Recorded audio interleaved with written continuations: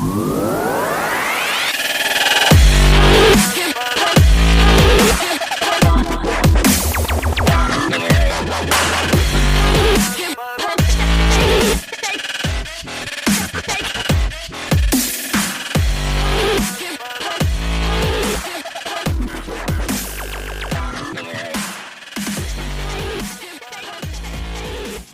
yo, Pro Wrestling Podcast listeners, welcome to the show where we don't sing it, we bring it. Help us out and click subscribe to show your support. Make sure you follow us on our Discord community and be sure to stop by www.tsj101sports.com, where the Pro Wrestling Podcast is the official wrestling podcast of TSJ Sports, and you can find all your information about all the major sports: football, basketball, baseball, hockey, you name it, it's all there, tsj101sports.com.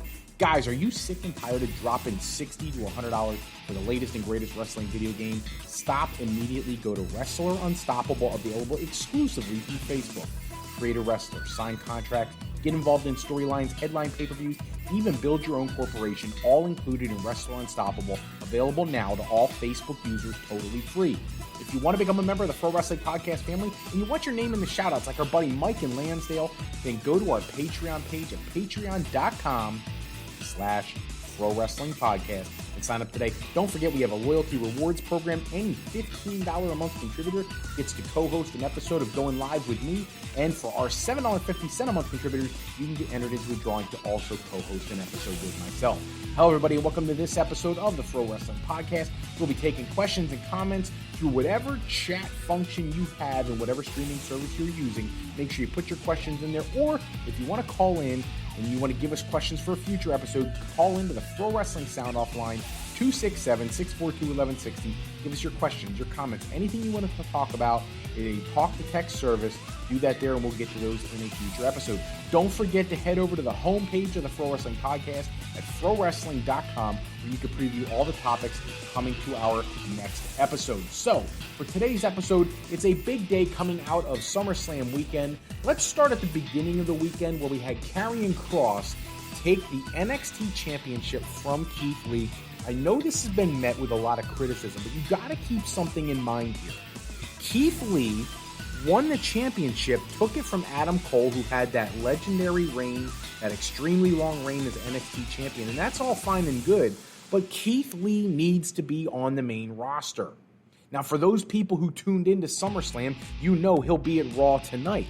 So obviously somebody's listening to that mentality. It is the reason that he's going to lose the NXT championship to Karrion Kross at that show. He loses the championship so he can now go on and be a legit main event star. He's already had the opportunity to get a rub from Roman Reigns all the way back at Survivor Series and Brock Lesnar at the Royal Rumble.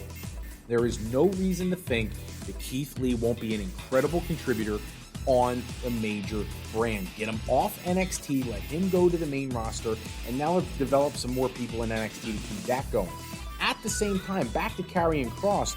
Apparently, when he took one of the clotheslines from Keith Lee, severely messed up his shoulder. There's a separation there. We're not sure if he's going to have to miss time or if he's going to be able to handle this and manage the pain and be able to work through the injury. But being the new NXT champion, you would hope that he's going to find a way to make it work. You don't want to crown a new champion and then not be able to see him on television. It just doesn't make much sense. Moving on a little bit, the hair versus hair stipulation being dropped from the SummerSlam match between Sonya-Deville and Mandy-Rose. People were asking where this came from, why the change. Well, it boils down to, for those who know, Sonya-Deville has been dealing with a real-life stalker situation.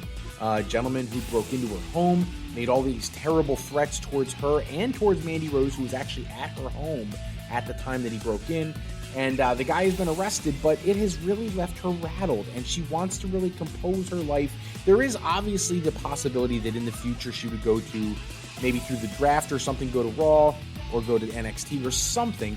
My honest opinion is I think she'd be perfect for the Raw Underground if they continue with that concept. I know there's conversation about creating a Raw Underground Championship. I think that's a terrible idea, but that's out there. But in the meantime, because of all this stress and strain she's been under, she needs some time away. And that is why they changed this to a loser leaves WWE match, is so she can get away, write her out of the storyline. Nobody has to go bald. She was the one who was slated to go bald. And this way, she looks better in court. she can decompress a little bit, get her thoughts together, not have to worry quite so much about all the issues that have been going on in her real life personal situation.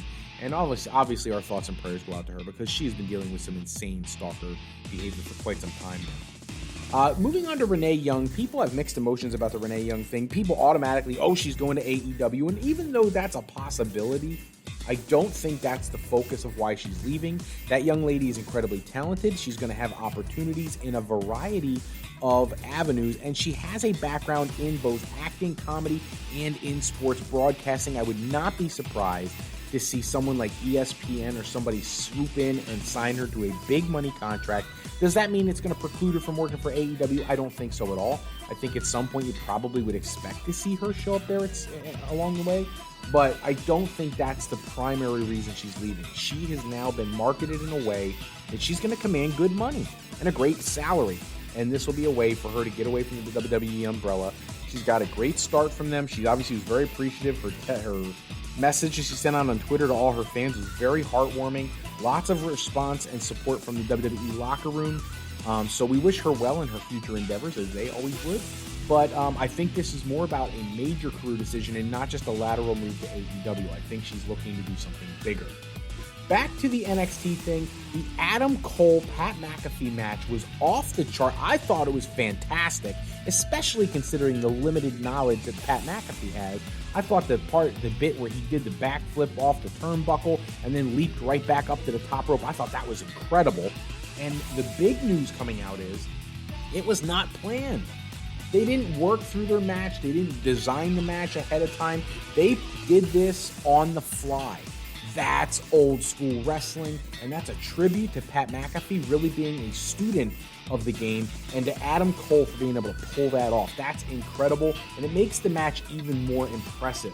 The only thing I was questioning a bit is Adam Cole, who's undefeated for 400 and whatever days as NXT champion, comes in and nearly gets beat by a guy who's never wrestled before. I get it. You want to make McAfee look strong, so it pulls in mainstream attention. Maybe there's intention for him to have a bigger role and maybe become a professional wrestler in a more permanent capacity. I'd be in support of that, especially after seeing the match.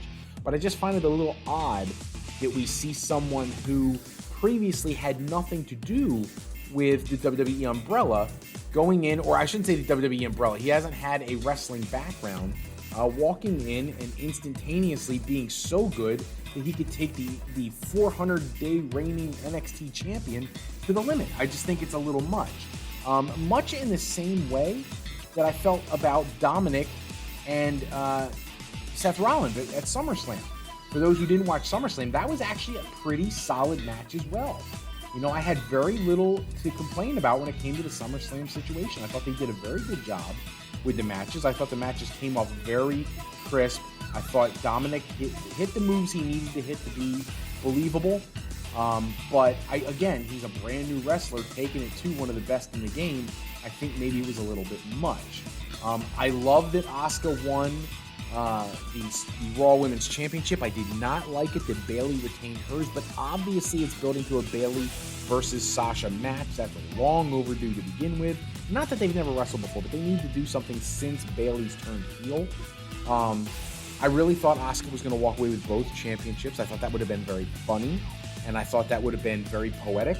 And then I would have loved to have seen her and Baszler take the tag title and then kind of pull the switch on Bayley and Banks. But at the same time, I thought the show as a whole was pretty solid last night. I love the return of Roman Reigns. Apparently, according to Dave Meltzer, that was completely kept quiet. The only people who knew were the higher-ups and the people involved in the match. The rest of the talent was not told that he was going to be there.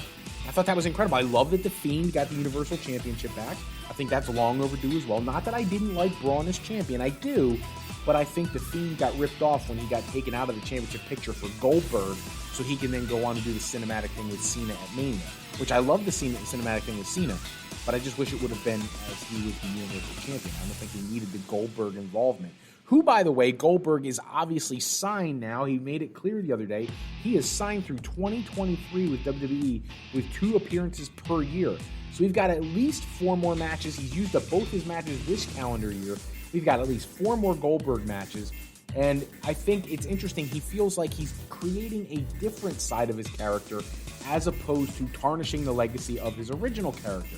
And I like that perspective because let's face it, with all the time in between the undefeated streak Goldberg and this Goldberg, he really is a different guy. He really is a different wrestler. And I think that's something that people should consider when they think about whether or not he's harming his legacy, because I don't think he is at all. That's all the time we have for this episode. Check back with us next episode. We'll run down all the latest wrestling news and rumors. Special thanks, as always, goes out to bensound.com and purpleplanet.com, where they produce all the music and sound effects we use in our shows. Today's podcast sponsored in part by Beazle Games. Bringing a new friend to family game night is easy with sketchy people. Showcase your artistic side in this game from Beazle Games by going to frowrestling.com and clicking the icon in the middle of the screen to pick up your copy today. And to alleyrepair.com. Contact Alley Repair today for servicing of all your classic skee-ball, pinball, and arcade game needs. If you're looking for your next career move or you're considering college or university life, you just need some formal training for your next career decision, whatever it is, go to our sister website at frolifeplanning.com for all your higher education needs, as Fro Life Educational Planning is for today, for tomorrow, and for life with Fro Life. I'm Fred Froelich, better known as Mr. Fro. I want to thank you so much for taking some time with us today. And if you're looking for more wrestling news and rumors, make sure you check out that TSJ101sports.com for their latest article. Until next time, take care, everybody. Have a great night.